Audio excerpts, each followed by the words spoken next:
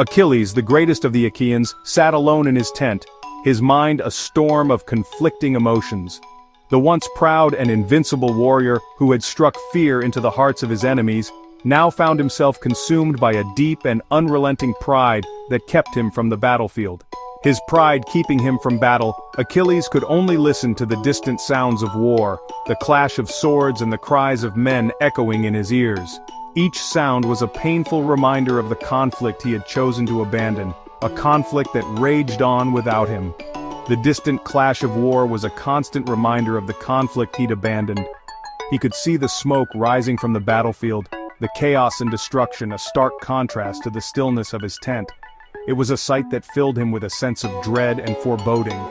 Suddenly, Antilochus burst in, breathless and wild-eyed. His face was pale, his eyes wide with fear and urgency. Achilles' heart froze. He knew only disaster could bring such panic. The sight of Antilochus in such a state was enough to send a chill down his spine. Achilles' heart froze. He knew only disaster could bring such panic. He could feel his pulse quicken, his breath catching in his throat as he braced himself for the news that was to come. Antilochus choked out the words, "Patroclus, Hector has killed him. They're fighting over his body." The words hit Achilles like a physical blow, each syllable a dagger to his heart. He could hardly believe what he was hearing. They're fighting over his body. The image of his beloved friend lying dead on the battlefield, his body being fought over like a prize, was too much to bear. It was a scene of horror that he could not escape. The news struck Achilles like a thunderbolt.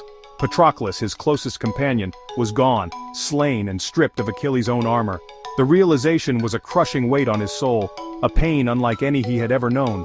Patroclus, his closest companion, was gone, slain and stripped of Achilles' own armor. The sight of his empty armor lying in the dust was a haunting reminder of his loss, a symbol of the bond that had been shattered. Achilles collapsed, a howl of agony tearing from him. His grief was a raw, primal force that consumed him entirely. He could not contain the sorrow that poured from his heart, a sorrow that seemed to have no end. He clawed at the earth, covering himself in dust and ash, unrecognizable in his grief. The once mighty hero was now a broken man, his spirit crushed by the weight of his loss. He could not fathom a world without Patroclus, a world that now seemed empty and devoid of meaning. The hero who seemed invincible was utterly broken. His strength, his courage, his very will to fight had been stripped away, leaving him a shadow of his former self. The loss of Patroclus had taken everything from him. His anger at Agamemnon vanished, replaced by a grief that threatened to consume him. The rage that had once driven him was now a distant memory, overshadowed by the all-encompassing sorrow that filled his heart. The world had lost its light, only darkness remained. The once vibrant and heroic Achilles was now a man lost in the shadows of his own despair, unable to see a way forward. Achilles' legend was forever changed by this loss. The story of the great warrior would now be one of tragedy and sorrow, a tale of a hero brought low by the cruelties of fate. Deep beneath the sea, Thetis heard her son's anguished cry. She rose from the waves, finding Achilles shattered by Patroclus' death. Thetis knelt beside him, her touch gentle, urging him to share his pain.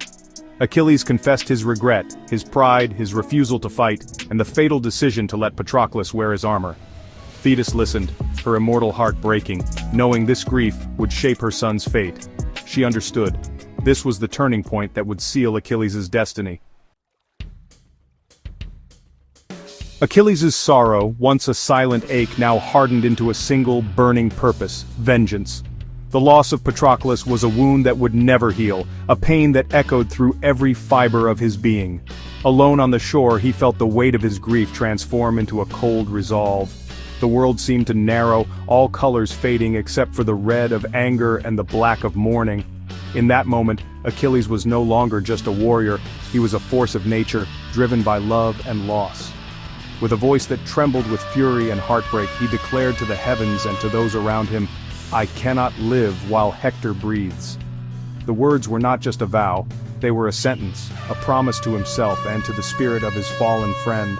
Achilles' eyes blazed with a new intensity, his body tense with anticipation for the battle that would come. "I will kill him, even if I die soon after," he swore, his voice echoing across the empty fields. The certainty in his words was absolute. Achilles knew the cost of his rage, but he no longer cared for his own fate. All that mattered was justice for Patroclus, and the end of Hector. Thetis, his mother, watched her son with a heart full of dread. She knew the prophecy that foretold his doom, and every instinct urged her to protect him. Yet, she saw the unbreakable resolve in Achilles' eyes and understood that nothing could turn him from his path. She did not try to stop him, for she knew it would be in vain. Instead, Thetis approached her son with tenderness, her touch gentle but her words strong. She promised, "Wait for dawn, my child. Do not rush into darkness unprepared. I will go to Hephaestus, the divine smith, and beg him to forge you new immortal armor. Armor worthy of a hero, armor that will shield you in the trials ahead." The promise of new armor was more than just protection. It was a symbol of hope, a sign that the gods had not abandoned him. Thetis' words offered Achilles a moment of comfort, a brief respite from his overwhelming grief. He imagined the shining bronze, the intricate designs, the strength of the gods woven into every plate and seam. Achilles agreed, clinging to this hope amid his sorrow. Through the long, lonely night he sat by the fire, haunted by memories of Patroclus, his laughter, his courage, their shared dreams. The pain was sharp, but the thought of vengeance and the promise of new armor gave him something to hold on to. The idea of new armor forged by the hands of a god gave Achilles focus. It was a beacon in the darkness, a reason to endure the night and face the coming dawn. He pictured himself clad in divine bronze, unstoppable, ready to fulfill his promise and face his destiny. As the stars wheeled overhead, Achilles mourned Patroclus, his heart heavy with loss. Yet even in his grief he prepared for the battle to come, sharpening his weapons, steeling his spirit, whispering silent farewells to the friend he would never see again. The night was long, but Achilles was resolute. Meanwhile Thetis departed, her heart heavy with worry and love. She walked alone into the gathering dusk, her silhouette framed against the mountains as she began her journey to Olympus. Every step was a prayer for her son's safety, every breath a silent plea to the gods.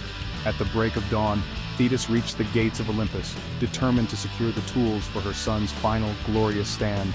The fate of heroes and the will of the gods were now entwined. Destiny was in motion, and the world would soon witness the wrath and sorrow of Achilles. Thetis ascended to Olympus, seeking Hephaestus in his roaring forge. Hephaestus, grateful for Thetis' past kindness, welcomed her. She pleaded for new armor for Achilles, recounting Patroclus' death and Achilles' vow. "My son is doomed," she said, "but let him face his fate with glory." Hephaestus agreed, moved by her sorrow and loyalty. The gods' craftsmen prepared to create arms worthy of legend. The fate of heroes was being forged in fire. Hephaestus set to work, melding bronze, gold, and silver. He forged a shield layered with scenes of peace and war, of harvest and celebration, of life and death, a world in miniature. The shield's rim was encircled by the river Oceanus, symbol of eternity. He crafted a breastplate, helmet, and greaves, each glowing with divine light. When finished, the armor shone with an inner fire, fit for a god. Hephaestus presented the arms to Thetis. She sped from Olympus, carrying destiny back to her son. Achilles' final transformation was at hand. As Thetis sought the armor, the battle raged. The Greeks, desperate, fought to protect Patroclus' body from the Trojans. Achilles, unable to wait, was urged by Iris and Athena to show himself. Bathed in divine light, Achilles stood at the ramparts and unleashed a roar of pure fury. The sound froze the Trojans in terror, their courage shattered, horses panicked, warriors fled. The Greeks seized the moment, rescuing Patroclus' body. Achilles' presence alone turned the tide. The hero's wrath was a force of nature, the world trembled at his return. As the first rays of dawn crept over the horizon, Thetis emerged from the sea, shimmering with the promise of hope. In her arms, she bore the divine armor forged by Hephaestus himself, shields and greaves that glimmered with celestial fire, a helmet radiant as the sun. The air was thick with anticipation, for the fate of the Greeks seemed to hang in the balance. Achilles, who had been consumed by grief and rage, was revived at the sight of the armor. The spark of purpose returned to his eyes. Without delay he called an assembly of the Greeks, summoning every leader and warrior to gather beneath the pale morning sky. Before the assembled host, Achilles stood tall and resolute. He turned to Agamemnon, his voice echoing across the field. "Let us end this quarrel, the time for anger has passed. I am ready to fight, not for pride, but for the sake of our fallen and for the hope of victory." Agamemnon, humbled by the suffering his pride had caused, stepped forward. He admitted his fault before all, his words heavy with regret. "It was pride that blinded me," he confessed, "and I offer gifts, treasures, and Briseis herself in reparation. Let us heal this rift, for the enemy is at our gates." Yet Achilles, his heart hardened by loss, dismissed the gifts with a wave of his hand. "No gold, no prize can ease the pain of Patroclus's death," he declared. "My only concern now is vengeance, and the justice owed to my friend." The warriors around them began to prepare, strapping on armor, sharpening spears, and readying shields. The air was charged with a new energy, a sense of purpose that had been missing for too long. Achilles' voice rang out, "There will be time for feasting and gifts later. Now, we fight for our fallen, for our honor, and for the fate of the Greeks." The reconciliation between Achilles and Agamemnon was not one of joy, but of necessity. It was a somber pact, forged in the fires of shared loss and the looming threat of destruction. Each man understood the cost of pride, and the price of unity. The Achaeans, united at last, moved as one, their lines formed with renewed discipline, every man aware that the coming battle would decide the fate of their people. The sound of armor and weapons filled the morning air, a chorus of resolve. Achilles' resolve was absolute. His grief, once a source of weakness, had become a weapon sharper than any blade. He stood at the front, his eyes fixed on the horizon, his mind set on vengeance and glory. The spirit of the army surged. With their greatest champion restored, hope flickered anew in every heart. The men who had once despaired now found courage, inspired by Achilles' return and the promise of retribution. Yet, there was no celebration. Their unity was marked not by joy, but by grim determination. Each man knew the cost of the coming day, and the sacrifices that would be demanded. Achilles, burning with fury and purpose, led them forward. His presence was a beacon, his wrath a force that would drive the Greeks into the heart of battle. The time for words and reconciliation was over.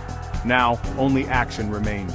The silence before the storm was heavy, every man bracing for the chaos to come.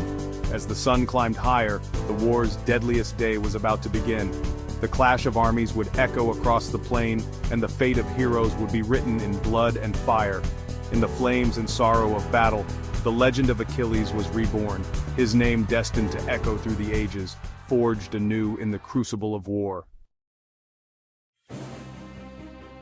The gifts were presented, and Briseis returned, weeping over Patroclus. Achilles refused food and drink, hungering only for battle. He donned the divine armor greaves, breastplate, sword, shield, and helmet, each piece transforming him. He was no longer the proud hero of old, but an instrument of vengeance. Mounting his chariot, his immortal horses were yoked. Xanthus, granted speech, warned Achilles of his impending death. Achilles accepted his fate without fear. "I know my destiny," he said, "but I will not stop until Troy has paid." His grief was now a storm, his purpose unbreakable. The final reckoning was at hand. Achilles, clad in new armor, was a vision of wrath and glory. No longer just a leader, he was the avenging spirit of the Greeks. His rage, once inward, now burned for Hector alone. The gods watched, knowing the war's climax was near. Achilles led the charge, his shield blazing, his spear ready. The Trojans quailed before him. This was a hero transformed by grief and rage. The day would be remembered for its blood and legend. Achilles, reborn from sorrow, was ready to drag his enemy into darkness.